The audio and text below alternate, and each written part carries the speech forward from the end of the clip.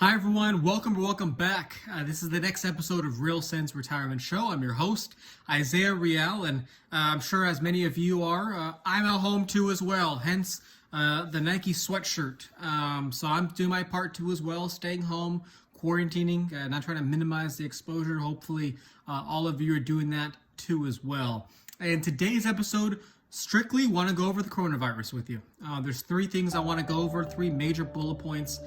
So let's just get into them. Number one, I know I always talk about investments, advice in regards to what type of investments work well right now, the economy. However, a big part of my role as a financial advisor, specifically for my clients, and if you're a client listening, we've talked about this, is cash flow. In moments like now, cash flow is extremely important. So I'm going to share this with you.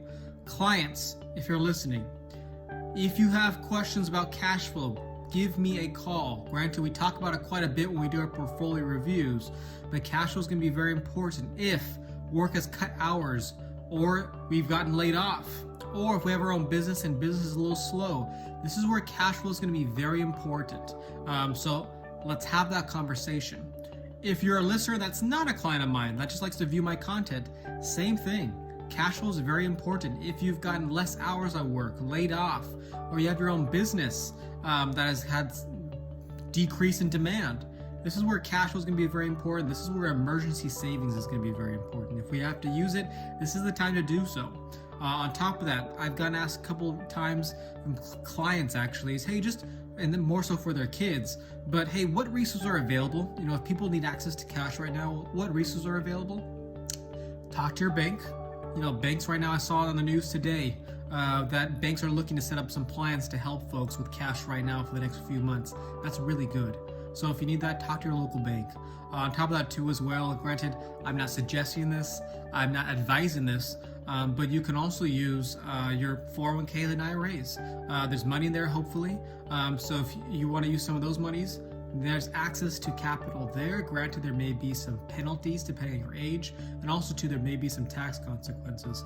So again, talk to me if you're a client. Let's see what's the right fit for you. Or if you're not a client, talk to your financial professional, talk to your HR, see if that's the right thing for you. But there are access to capital right now for the next few months if need be. So that is a positive thing. So I want to share with you, cash flow is king. For those of you who are still working, and who, hey, get a consistent paycheck on a monthly basis, and your company is still saying you're going to get a consistent paycheck, good, fantastic. Now this is a good opportunity for you to increase that amount you have in your emergency savings, or build up an emergency savings for yourself. So I want to share it with you. That's the first thing. Number two, couple things right now we're seeing. You know, I've been keeping track of the news. I'm sure you have too as well. I'm saying that because I have a TV here in front of me, but right now we're seeing a lot of negative news. How many deaths are out there on the coronavirus? Who has it? What states have the worst cases? Everything in between. I get that, and we're going to see that. Let's take a step back. What are some positives out there happening right now? First positive, we have test kits now. China's giving us test kits, thank you very much. But now we're testing more people at a very rapid pace, almost tenfold what we were doing before this. That's going to be a very good thing. However, with that, there's going to be a little bit of a downside up front in the first couple weeks, I should say.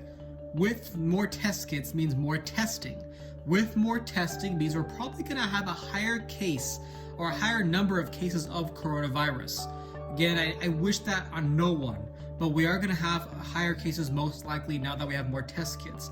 My own thoughts is that I don't think the stock market's going to take kindly to that and up front. However, we need that. We need the test kits because we need to see where we stand currently, and there will be a point where we start decreasing the amount of cases that we have. Once we get that, I would not be surprised if you see people take a deep breath. The panic's going to subside. The markets will subside. I would not be surprised if we see the markets gradually increase from there once we have a steady amount of stability as to where we stand with the number of cases and those starting to decrease. So it's good that we have these test kits out there. We need to test people. We need to get it done. On top of that too as well, I would not be surprised if we see a huge increase in recoveries. From what I've been reading and what the research I've seen and from the analysts that I've been talking to, it looks like it lasts about 2 weeks. the main peak of this, if we have it, last 2 weeks. 2 weeks ago is really when we got that first surge of demand of the coronavirus. It looks like it lasts about 6 to 8 weeks, the surge. We're almost through that piece. We're almost halfway through that now. And so that's a positive thing that we're going through it. Now China's out of it. They're opening stores again. People are going back to work. South Korea is starting to do the same thing. And right now, Italy, Spain, France, they're quarantined, but they're farther along than us too as well. They're going to reopen soon enough. Once their numbers start decreasing, it looks like some of those European countries, their numbers have stayed the same or slightly decreased here the last couple of days. That's very good. That's going to happen here in America too. This too shall pass. Panic never lasts forever. We will get through this. Capitalism will survive. America will survive this. So that's a very good thing. Recoveries are going to be on the rise. We will get through this. We will do this. And so those are some positives there. The third thing I want to share with you is right now, if we are a long-term investor, this is going to be a blip on the timeline. I know we're going through this right now. It feels like it's lasting forever, and I get that. If you're a client of mine and you want to talk about this, please give me a call. Granted, I've been talking with many of you, but if you want to talk further, please give me a call. I'm here to listen. On top of that, if you're not a client and you just like to view my content, if we're a long-term investor or if we have money and cash on the sidelines, and this goes for my clients too, if we have money, cash on the sidelines, or if we're retiring soon, we're going to have a significant amount of monies coming. Boy, oh boy, is this going to be a good buying opportunity for you. Interestingly enough, I saw big-time investors on TV today talking about this is a good buying opportunity. You didn't see that last week. You are now, because a lot of the selling has been done. I see it on my metrics too as well. We are extremely oversold. Granted, anything can happen, but now these big-time investors are seeing this is a good buying opportunity. They're slowly putting monies to work. I'm thinking the same thing for my own clients and folks who have monies. Granted, not buying yet, so let me share this with you. For those of you who are thinking to put monies in the market, I'll share with you what my buying strategy is. Here's what it is I'm going to wait till the market goes up by about a third. So from where we were at the top to the bottom, I want it to go up by a third. That's going to give me a vote of confidence that, hey, we have some stability. The market has leveled off for the initial panic. We know where we're headed. It's going to give me a vote of confidence. From there, what I'm doing with my own monies, with clients' new monies, is that we're only putting it into the indexes for the time being. The S&P 500, NASDAQ, those types of places, and in small increments. We're getting very specific here. So I want to see the market go up by a quarter of where we were, then we'll put more ways to work, and then another quarter, and then another quarter, and then another quarter. Only the indexes, the S&P and the NASDAQ, that's what we're doing. Once we get closer back to the equilibrium, so where we were at the all-time highs or close to it, about 3.5 weeks ago, that's when I'm going to start slowly putting some of the relative strength sector to work, some of those investments, because those have gotten beaten up pretty good here as of recently. Granted, what I've been sharing with you, a lot of them have been technology. Technology's done very well, and right now with everyone at home, what are we using? What am I using right now? Technology. Technology is going to do well long term. Healthcare, I've been sharing with you right now, actually some of the healthcare investments are up.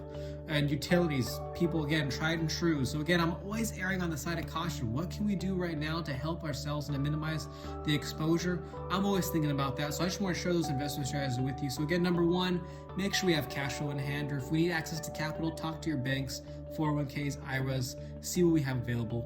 Number two, this too shall pass. We will get through this together. Panic never lasts forever. Now that we're testing people, that's a great start. We will get through this. And number three, this could be a very, very good buying opportunity for a lot of folks if you have monies on the sidelines.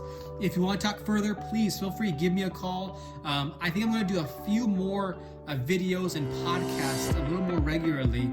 Before I end this, I did a podcast yesterday going into detail about my views and thoughts about what the Fed did the other day with interest rates, the government, my views on what's going to happen next. Granted, no one knows, but I just want to share it with people. So if you want to take a listen to that, please feel free to go to my podcast channel on iTunes, and I have that episode up and running. So if you want to listen to that, please feel free. To all of you out there, clients, non-clients, stay safe.